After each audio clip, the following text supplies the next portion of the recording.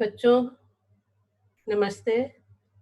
आजकल हम लोग जो चीज़ अध्ययन कर रहे हैं वो है ठाट से रागों की उत्पत्ति, जिसके अंतर्गत कल हम लोगों ने समझा था कि ठाट बिलावल से कितने रागों की उत्पत्ति हो सकती है।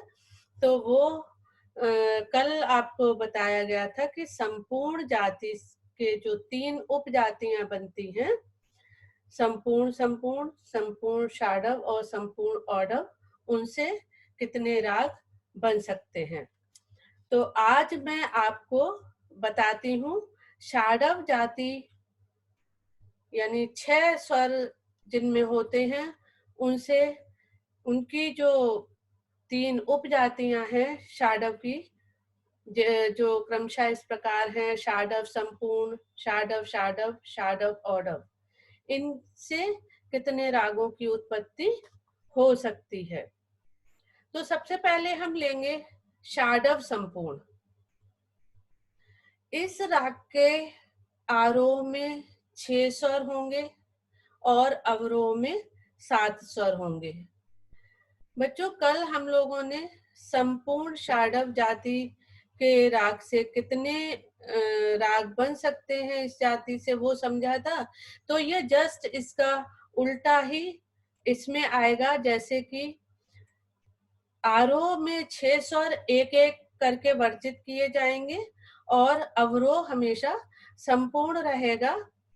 तो इसमें आरोह 1 अवरोह 6, इस जाति के आरोह व अवरोह लेने से हमें 6 नए राग प्राप्त होंगे, जिसके लिए आपको उदाहरण के लिए आपको स्क्रीन पर दिखाया जा रहा है कि जो पहला राग बनेगा वो है रे वर्जित करके सा ग म प धा नी सा, आरोह, और अवरोह हमेशा ही सा नी धा प मा गा रे सा, इस तरीके से रहेगा हर राग में। दूसरा राग जो बनेगा उसमें गा वर्जित दिखाएंगे, सा रे मा प धा नी सा, और अवरोह संपूर्ण यानी सातों स्वर का रहेगा, सा नी धा प मा गा रे सा।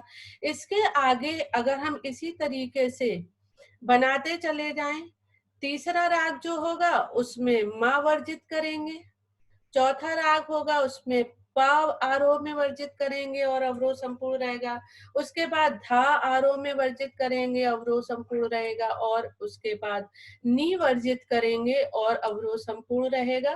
तो इस प्रकार से जब हम इसके आगे आगे आप लिख के देखिएगा, तो इस नियम के अनुसार प्रत्येक आरोह और अवरोह में अलग अलग करके 6 जो हैं वो आपको राग मिलेंगे। इसके बाद है षाडव षाडव। इसके आरोह व अवरोह में 6 स्वर होते हैं। षाडव जाति का मतलब होता है जिन रागों में आरोह में 6 स्वर हों और अवरोह में भी 6 स्वर हों। तो इनसे अगर हम बनाते हैं तो इनकी संख्या होगी 36, यानी 36 राग षाडव षाडव जाति के बनेंगे। इसको लिखने के लिए आपको थोड़ा सा स्क्रीन पर दिखाया जा रहा है, उसके बाद आप इसको अगर चाहें तो कॉपी पर खुद लिखकर इसको आप देखिएगा, तो 36 राग बनेंगे। जैसे कि थोड़ा सा आपको दिखाया गया है, रे शुरू में वर्जित किया है, पहला राग जो बन रहा है उसमें सा ग म प धा नी सा, और अवरोह में नी वर्जित किया है, तभी वो षाडव षाडव यानी आरोह में भी 6 स्वर हैं और अवरोह में भी 6 स्वर हैं। तो इस प्रकार से जब हमने पहला पहला स्वर यानी रे वर्जित किया, तो और फिर नी धा प म ग रे सा क्रम से अवरोह में वर्जित किया, तो 6 राग बने। फिर जब गा वर्जित करेंगे दूसरी बार तो 6 और राग बनेंगे। फिर माँ वर्जित करेंगे तो 6 राग और बनेंगे, धा वर्जित। तो जब 6 राग हमें प्राप्त हो रहे हैं, तो उनकी संख्या जबकि हम नी तक पहुंचेंगे, तो आपको 36 राग नए मिलेंगे।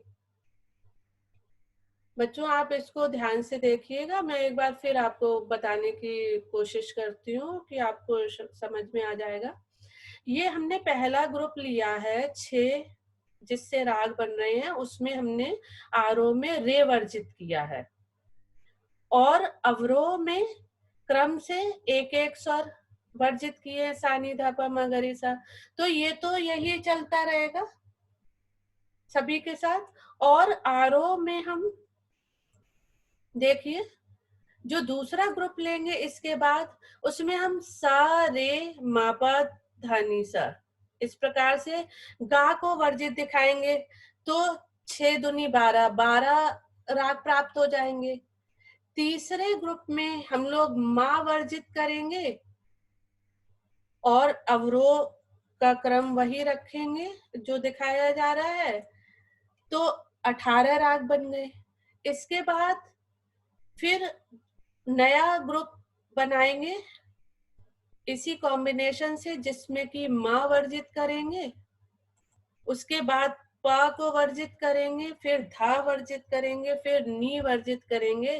तो इस प्रकार से 6 गुणे 6 यानी कि हमें 6 स्वरों को जब हम क्रम से वर्जित करके नए नए राग बनाएंगे, तो उनकी संख्या, उन रागों की हमारी जो टोटल संख्या है वो आएगी 36।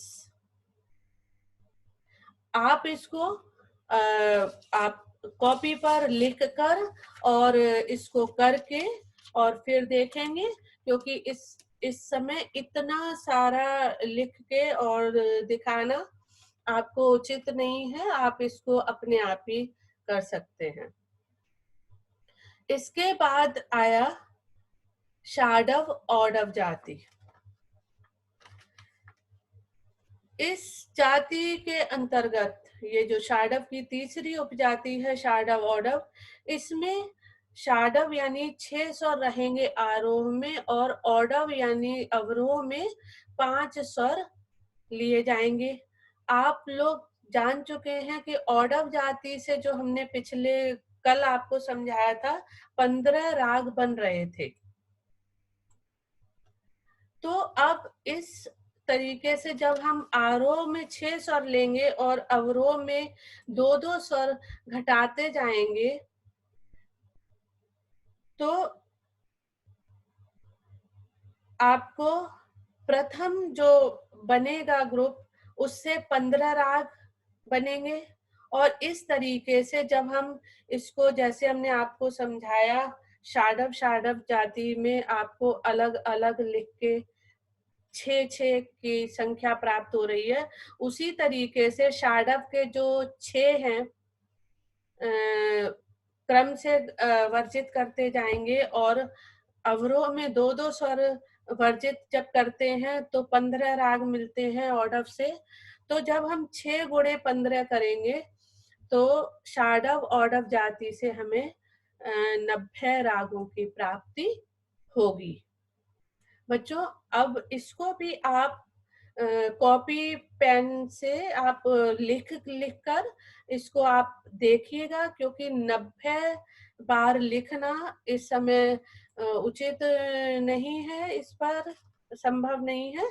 और अब आप लोगों को इसमें समय लगेगा, तो आप हर जाति का जो समझाया जा रहा है उसको एक रफ जगह इसको करके देखिएगा, तो आपको समझ में आएगा।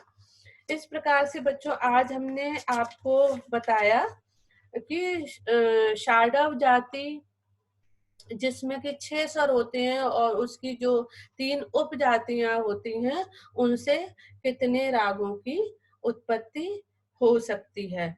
जिसमें कि षाडव संपूर्ण से था 6 राग बन रहे थे, षाडव से 36 राग बन रहे हैं और षाडव औडव से 90 राग बनेंगे। इस प्रकार से बच्चों आपने 2 संपूर्ण जाति और षाडव जाति, इनसे कितने रागों की उत्पत्ति हो सकती है ये समझा। अब मैं कल आपको ऑडव जाति यानी जिन रागों में 5 स्वर होते हैं और उनकी उपजाति से कितने राग बन सकते हैं वो बताऊंगी, और फिर टोटल संख्या कितनी होती है वो मैं आपके साथ शेयर करूंगी। तो आज इतना ही। नमस्ते।